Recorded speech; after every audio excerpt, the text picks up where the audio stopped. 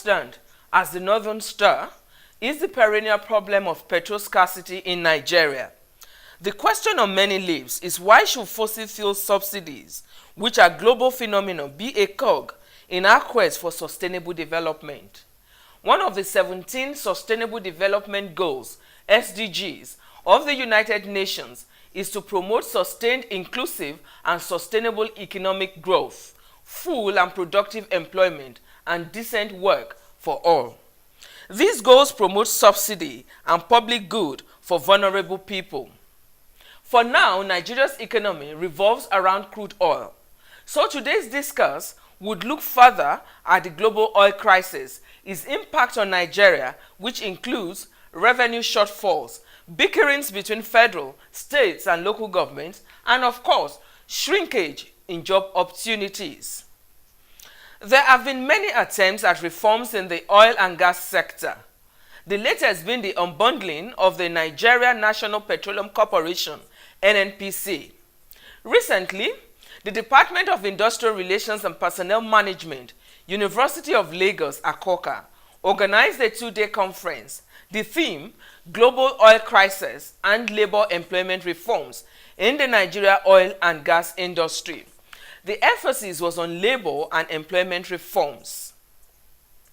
Still on reforms in the oil and gas, the various arms charged with the responsibility of policing the nation's resource, by these I mean crude oil, say they are recording tremendous successes, adding that perpetrators of any act of economic sabotage will be made to face criminal charges. The inability of the country to refine locally its crude oil is a huge price our people continue to pay. Any increase in fuel prices is a direct reduction of the disposable income of the Nigerian worker. We shall bring you the Nigeria Labour Congress attempt to find lasting solutions to this problem. Recall, the Congress organized a forum on fuel subsidy and petrol pricing in Nigeria. All these will be in today's package of your program, Policy on Track. My name is Mo Gwenewuki, your host, and you are welcome. Let's bring you first stories making rounds in the world of work in the last 1 week.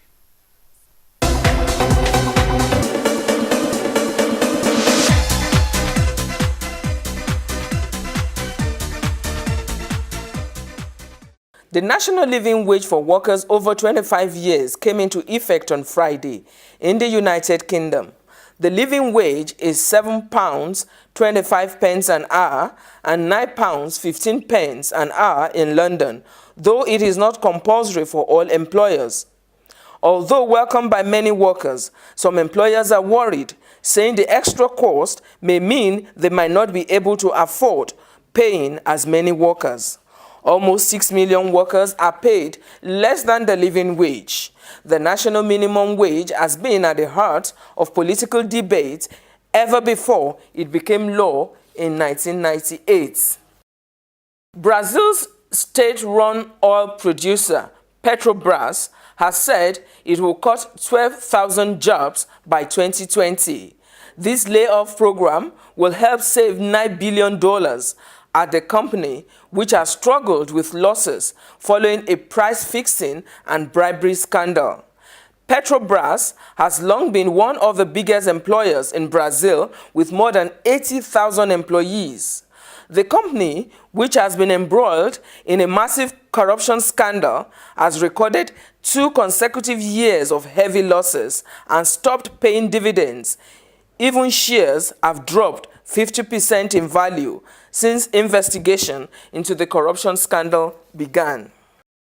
Organized labor under the auspices of the Trade Union Congress of Nigeria, TUC, has vowed to mobilize thousands of workers, students, civil society groups, market women, among others, to shut down Kaduna Metropolis to check what it describes as excesses of the state governor, Malam Nasir El-Rufai. The TUC president, Boboy Bala Kaigama, in a statement says, all efforts by organized labor to prevail on the governor to cease his siege on workers and trade unions in the state have been treated with contempt. The National Association of Aircraft Pilots and Engineers staged a peaceful protest Thursday at the Bristol Helicopters headquarters in Lagos. General Secretary of the Union, Ocheme Abba, said the action by the Nigerian pilots and engineers in Bristol is to fight alleged discrimination against Nigerian pilots and engineers. The association says the treatment and condition of service given to Nigerians fall below their foreign counterparts.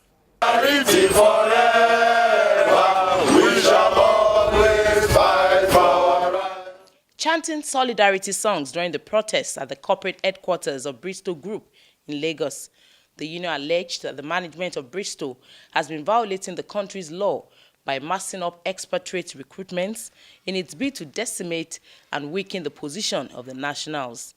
We have very serious issues with the management of Bristol helicopters. Right now, all Nigerian pilots and engineers operating in Bristol have no valid conditions of service. Pilots and engineers are paid only a fraction of what they pay the foreign counterparts. The General Secretary of the National Association of Aircraft Pilots and Engineers, Ocheme Abba, said the management of Bristol is certainly not willing to resolve the issues in dispute, and it is on this basis that the National Executive Council of the National Association of Aircraft Pilots and Engineers directed all Nigerian pilots and engineers in Bristol Group, Nigeria, to withdraw all services from Wednesday to Friday as a warning to Bristol management. As Nigerians continue to bear the agony of long queues at the various gas stations in the country, in order to get the almighty PMS, otherwise known as petrol, the country is not short of experts' advice on the way out of this terrible situation. Even the federal government has joined in giving itself clue to solving these problems. The Minister of State for Petroleum, who doubles as the Group Managing Director of the NNPC, Ibe Kachuku, told Nigerians when he appeared before the Senate Tuesday last week that for long-term solutions, the corporation and government is trying to ensure that the refineries are fixed so as to work optimally, while plans are also on to repair pipelines that have been under attack. The theme of the conference, Global Oil Crisis and Labor and Employment Reforms in the Nigerian Oil and Gas Industry. Professor Dafe Otobo, Department of Industrial Relations and Personnel Management, University of Lagos, said reforms past and currently touted in the context of oil and gas industry in Nigeria have been more akin to old wine in new bottles. He likened it to bandaging of self-inflicted wounds by political and bureaucratic elites. Professor Otobo said emphasis on labor and employment reforms is born out of the fact that the quality of labor is reflected in quality of policies. The word global means is affecting each and every country, but in different ways. In our own instance, substantial revenue, as you all know, is derived from the sale of oil and gas. If we were refining most of what we produce and exporting to all African and non-African countries, we probably won't be in as much mess as we are in, because we sell the crude product and bring in refined petroleum products. So any sharp drop in the price of a barrel of crude oil, we throw everything into a mess. Everything, one, revenue shortfalls. Once you don't have as much as you're used to coming in, then there'll be bickering between the federal government, the state, and the local governments. Then it peters down to the ministries that affect health delivery systems, whether you have enough money for road construction, etc., etc. So we then thought, look, what the global oil crisis has done is led to a massive shrinkage in job and job opportunities. And that has social and other implications for society. So why don't we then take a step back, take a closer look, and see what can be done as quickly as possible to obviate the worst aspects of this crisis, and if there are any suggestions to be preferred to accelerate how quickly we can move out of it. Part of what has happened is that the nature of the structure has been debilitative of expansion. And so we don't have quality jobs being created. If proper reforms take place, they will stimulate production, and that will lead to quality jobs that are sustainable. The kinds of jobs that you create with these constructed expansions are not sustainable. So, but if you have proper reforms, private capital will come in and develop possibilities of job creation. If you look at all of us, development is a very simple process. If you can produce over 60, even just 60% of what you drink, what you eat, what you wear, this country will not be the way it is. You have at least 5-6 million children in primary schools. And the private primary school, they pride themselves in importing uniforms. Do you know what it is if school uniforms for 6 million children in primary school are supplied by the textile company in this country? What will it do to the industry? Hundreds of thousands of jobs be created overnight, but we don't do that. Shell discovered oil in Nigeria 60 years ago. In 1958, they commenced the lifting of crude with the first ship laden with 5,000 barrels to refineries in Western Europe. Till date, we buy refined products. Professor Pat Utomi, founder, Center for Value in Leadership, submits that when we refine locally, we diversify the economy. We need to diversify, yes, but we're not even exploring enough the hydrocarbons value chain. Look, for every $100 that we make from exporting crude oil, Nigeria could actually earn $3,000 if that sector were properly invested and the value chains were explored. We're not exploring the value chains. Just refining alone, what we could do, just refining across the whole of the coastline of Nigeria, other parts of the hydrocarbons value chain are there. And those derivatives can stimulate other industry, which, again, the laziness is just waiting for rents on crude oil that prevented us from going down. It's a really big shame. Take the oil and gas industry. You have over 96 byproducts from refining crude oil. The whole textile, tailoring, garment industry, terraline, all those synthetic products are all byproducts from the oil and gas industry.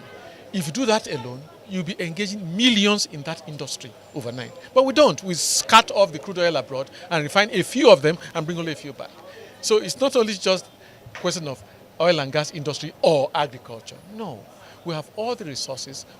Have you ever been told the number of mineral resources, precious stones that are mined and exported and the value of exports any year? Have you ever had the statistics? But it's done quietly. People do it. They load their pockets. Nobody's saying a word. All we're talking about oil and gas, agriculture. Groups in the Niger Delta, southwest zones of the country have on several occasions embarked on vandalism of pipelines. These acts have not only breached the security of the country, the acts have caused economic sabotage in those areas. Many arrests of suspects have been and are still being carried out. FOC Western Command Rear Admiral Ralph Osondu and the Lagos State Commandant Nigerian Security and Civil Defense Corps Tajuddin Ayobami say the war is a continuous one, stressing that proceeds from pipeline vandalism is on the decrease. If you go down Marina and so you see so many vessels littered there. There are vessels being arrested for one infraction of the other. So the illegal products, yes, if you want to refine, but you have nowhere to sell it. That's the problem. And when you don't have outlets, you don't produce. Initially we were destroying, and this time you destroy, you leave the another center, before you come back, they've set it up because it's so simple. So it's okay. We may not bother ourselves destroying it, but when you finish, you drink it because we make sure it does not enter the market. Because we monitor everything that moves on water. And there is no way you can ferry such on land. There are a lot of both man-made and other sophisticated scientific issues that are on ground to nip this bad behavior from the board. We are going global, we are going international. Mind you, Nigerian Security and Civil Defense Corps is not just a national security outfit. We are a full-fledged member of the International Civil Defense Organization. So we are working on international best practices, and the results are there. go to the port and find out. As the maritime components of the operation to fight illegal oil bunkering, the naval officer called on owners of vessels to be wary of those they lease their vessels to. So if you allow your vessel to be used to lift such product, too bad, because we seize the vessel and even prosecute you, the owner of the vessel.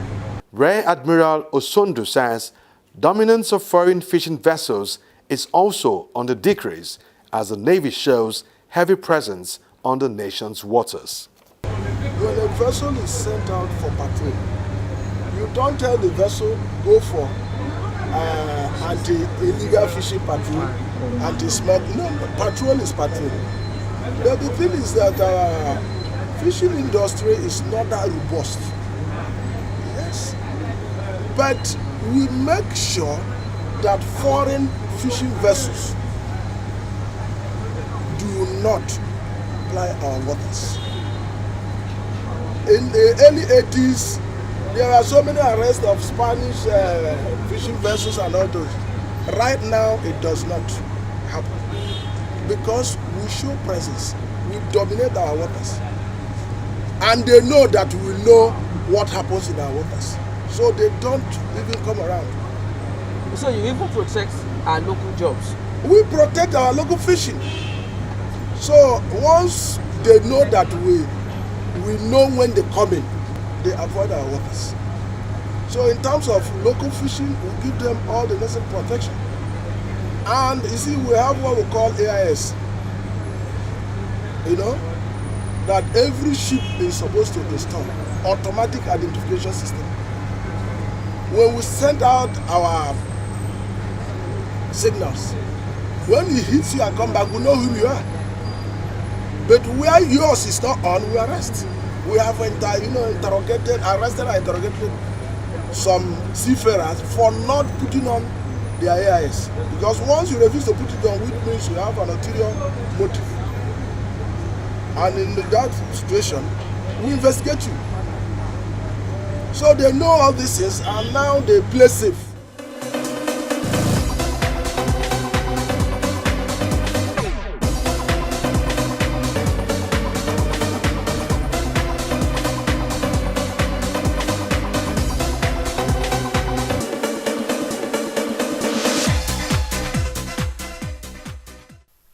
The nation's 4 refineries are fairly new plants compared to those obtained in other countries.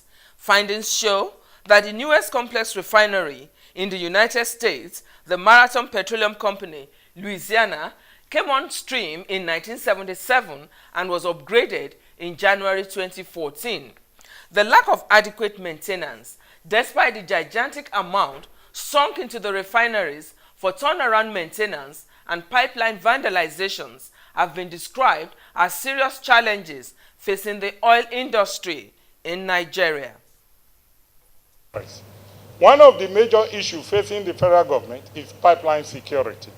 The NNPC claimed that pipeline sabotage and theft of petroleum products are responsible for poor domestic refinery output and disrupted pipeline supply.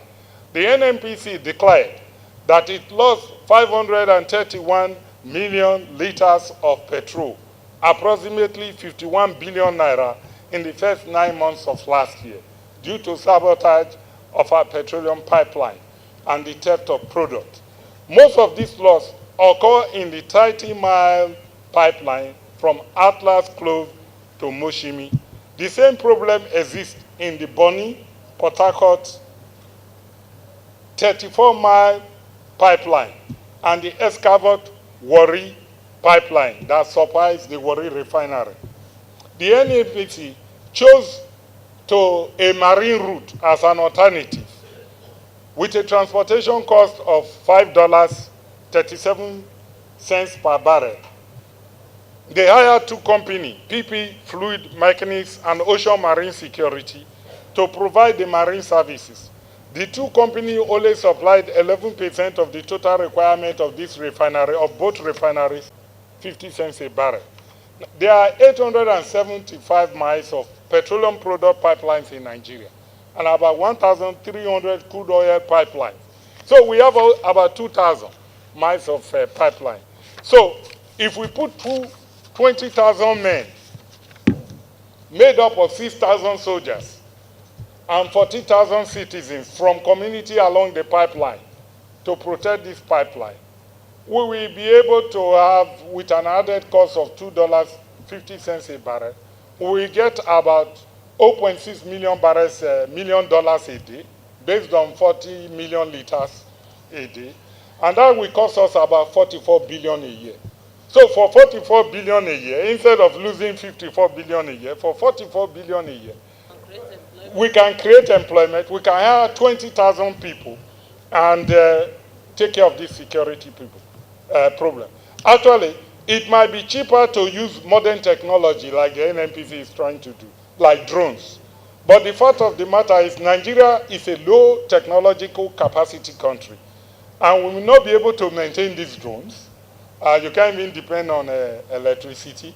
And furthermore, mobile patrols along the pipeline will allow us to absorb 14,000 ex-militants and graduates, like she's in employment. And it will allow us to get institutions going. We can start by focusing and securing the crude oil pipeline supplying the current refinery, 34 miles. Now, if you want me, and I'll spend a few minutes, just 2 seconds here, say Bonny Port Harcourt, the militants are sabotaging it. The people who are building a railway, the Chinese today, people are going and they are stealing the rail. You know what those Chinese do? They put a barbed wire. Whenever they put a rail, they just put a corridor. They put a corridor, and then they hire people to guide it. You understand what I'm saying? So if you ask me 34 miles, I can build any share contractor, share build roads in Warri, can build a road next to the pipeline, just 34 miles. And if I put 100 men there, with just 10 patrol cars from the GOC in Benin and from the communities, how are they going to come in and make that pipeline? It takes me just 20 minutes to travel by car with no go-slow over 34 miles. So the car can be driving up and down. Any petrol lost there, we know who to catch. If I pay them 100 naira a month, they are not going to get 100,000 naira a month. They are not going to get that money anywhere else.